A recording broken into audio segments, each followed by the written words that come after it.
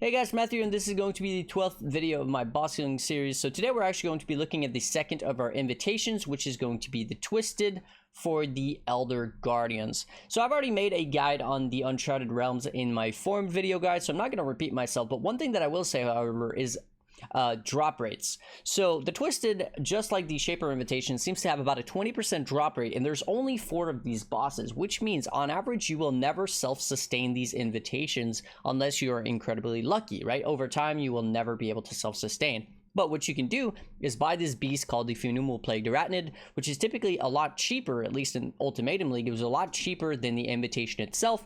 This allows you to split the invitation in half, and therefore you get 2 invitations every single time. This will also allow you to sell more of these invitations to other people down the line when you're over sustaining them, something that I highly recommend. Now, another thing I would recommend when it comes to the invitations is that you take out any sort of speed flask that you're using, any sort of speed, movement, gear, whatever, because you do not need it. You want as much damage as possible. So I'm going to go ahead and remove my Alchemist Quicksilver Flask and throw in my Edziri's Promise instead. Another thing that I would recommend when it comes to these invitations is to never run them white. Even if your character feels a little bit weak, such as mine right now, right? Rocking a 5-link, rocking very, very cheap gear, very, very cheap stuff, right? I would still recommend at least throwing a transmute at them and then alt spamming a few times until you get something that will just not affect your character. For me, for example, this players have 25% less area of effect. That does nothing to my character at all. What that means is that's essentially an additional 13% quantity on my invitations, which will affect, of course, the Maven Splinters, but also the amount of Watchstones that drop and everything else. For free, right? I'm getting it for free. So I'm even going to augment it. Let's see. I get monsters reflect 18%. Now this would actually be pretty decent, but that means my totems are going to absolutely murder themselves. So I'm not going to do that. All right. What's this? Monsters poison on hit, and monsters have 20% chance to cause elemental elements on hit. This right there, this is great, right? Of course, the monsters have 20% chance to cause elemental elements on hit, means that I might get frozen, but I should have a freeze flask, right? I have a flask of heat. I might get ignited, that might kill me, I might get shocked, which increase the damage that I'll be taking, but that's okay, because if I get hit, I'll probably die anyways. So, perfect, right? I got an additional 29% quantity on my invitation for basically free, if you will, which is really, really cool. Okay, now we've spoken about this, let's get right into the actual invitation and see what's up. So we're going to have 4 of these guardians. There's going to be 2 of them that are going to spawn, and after 20 seconds, the other 2 are going to spawn, which means my goal is to kill at least one of them in the first 20 seconds. So that means that I'm going to go for whoever first, and I'm going to debuff them. I'm going to try to do as much damage as I possibly can, and we're just going to hope that we can kill one of them. If we can't kill a single one of them in the first 20 seconds, that's when this fight can become pretty hard. In terms of how I go about running these invitations, I pretty much do the same thing on almost all of them. I run around in circle, and I try not to use my movement abilities unless I have to.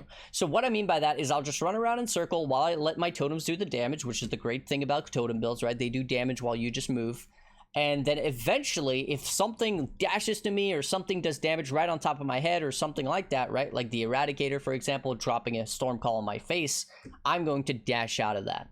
So that's pretty much going to be the game plan here. Of course, I'll try to use all my flasks when it comes to the first boss, but I'll try not to use my life flask too much. Another quick tip: if your character is a life-based character, I would highly recommend Soul of Ryslatha. Soul of Ryslatha will give you life flask gain 3 charges every 3 seconds, or 1 charge per second if you haven't used a life flask recently. This is just basically going to make it so you can use a lot more of these flasks. So as you can see, it consumes 15 charges, which means every 15 seconds you are going to be getting a free actual usage of your flask. Now, of course, this does scale with flask effect, and whenever you're hitting monsters, including bosses, even if you don't kill them, as long as their HP is dropping, I believe you also get flash charges for percent of every time you drop a percent of their health, right? So that's going to be helping a lot. Okay, so let's get right into it. So the first boss that we get, let's go ahead and debuff him, put all our totems down, drop all our flasks, and hope that we have enough damage to get rid of him in the first 20 seconds that we have. All right, so he went invincible. Unfortunately, he did the ad phase. So what are we going to do here? We're going to run around in circles. Remember what I said, right? Run around in circles. Gonna go ahead and debuff. Unfortunately, he didn't quite die, but he's just about to die. There we go. He's dead, right? We're gonna move on to the next guy. Now you're trying to remember essentially all of these different mechanics that you learned in you know, all these different bosses, and then applying them to all of them at once. So of course this is not an easy thing to do. I have died here, but the Enslaver is just about to die. One thing to note about a totem build, just like a brand build, is that your totems will keep doing damage while you're dead. So you can actually just let your totems do damage until they die, right? Once they die, then you'll have to respawn. But as you can see, my totems dropped Purifier by about 20% of his health, and they completely killed the Enslaver while I was dead. All I had to do was just sit there and wait, which is great. All right, we're going to go back into this fight. Oh my god, okay, that was really bad. All right, we're going to put down all our totems here. Go ahead and debuff this guy so we can actually kill him, and then off we go.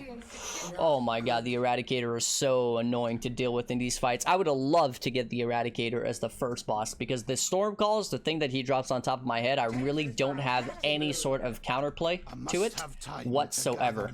So it's a lot harder to deal with than some of the other bosses. As you can see, again, that's what's killing me here. This thing that just dropped on top of my head, which is very, very annoying to deal with. But, of course, considering we're on a 5-link, right? Considering this is an invitation, one of the most endgame encounter in the entirety of the game. Now, the Eradicator is bugged right now. He is in his untargetable state. But, unfortunately, the game's textures just look like he's kind of moonwalking around. So, that's pretty interesting. All right, here we go again. We're going to debuff him as much as we can. Try not to get hit by any of that. Put down all our totems. And that should be all she wrote just about now. Oh, he killed me one more time. Fortunately, though, my totems were able to complete the job, and there it is. Okay, so let's go ahead and recap what we got in terms of loot here. So we got one Orb of Unmaking, which is typically about 5C in a League Start scenario, pretty cheap. We got a Gilded Elder Scarab, also pretty cheap. A Titanium Haywork Hamlet Watchstone. Now, that's pretty good, actually. 3 Crescent Splinters, so just about 1/3 of a Maven encounter, which is not too bad. These typically go for about 10C each or so on a League Start scenario. And of course, this Watchstone would have been pretty expensive. Every Watchstone is expensive at the League Start. Why? Because a lot of people don't want to go through the Conqueror questline. Instead, they cheat their way to Awakener 9 or 8 by just using these Maven Watchstones. So they're going to be willing to pay 20C, 30C, even for the worst of the worst. And of course, we also get some little Elder bases. Now, we didn't get anything too crazy, but if you look at this in a League Start scenario, let's say there's 30C, 5C, let's just say we have 40C up here, and this is probably another Titanium Haywork is probably close to an Exalt in a League Start scenario, because it's one of the better ones, or at least it was, right? It was in this league, of course. Is it going to still be? We don't know. There's probably going to be a shuffle, but I would have probably made about an Exalt or so profit in a matter of just a couple minutes, killing this invitation. And realistically, I did this on a 5-link.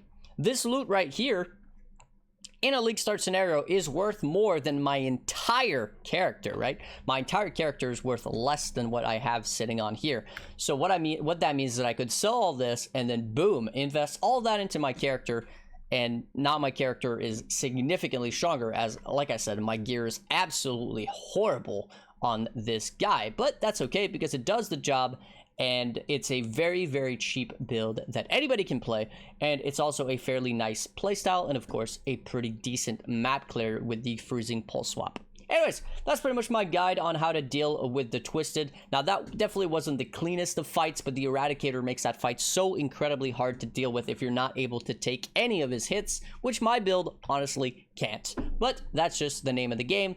When it comes to a League Start scenario, you typically have to choose between damage, survivability, and cheap. And you have to choose 2 of those. Either your build is tanky and cheap, tanky and does damage, but it's expensive, or it does a lot of damage and it's really cheap. And that's basically what I typically always go for. I always prioritize damage over everything else. And then, of course, price tag.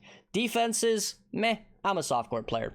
Anyways, hopefully you guys enjoyed this guide. As always, before I go, I want to say a massive thank you to my supporters, Joseph, Adicus, Don, Brandon, Fruitfly, Reese, Panda, Central Bard, Adorant, welcome back, Neroth, Jacoff, Thomas, Neg, The Great Master, Raymond, Alex, Emil, Tim, Grimoire, Lost with the Map, Flame Scorpion, Nathaniel, Richard, Johnny, Scott, Ronald, Willie, Kevin, Moonkish, Mercury, Bitizen, and Exile, as well, of course, everybody else who wishes to remain anonymous and anybody else who has supported me in the past. Hopefully you guys enjoy, and I'll catch you guys in the next guide.